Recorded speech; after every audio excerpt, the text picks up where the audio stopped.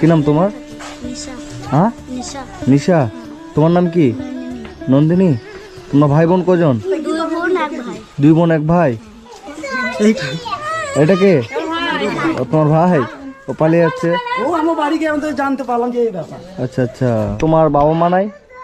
হ্যাঁ? বাবা দেখেন আমাদেরকে, মা নাই, মা মারা গেছে। এটা কে? দিদা। আপনি দিদা?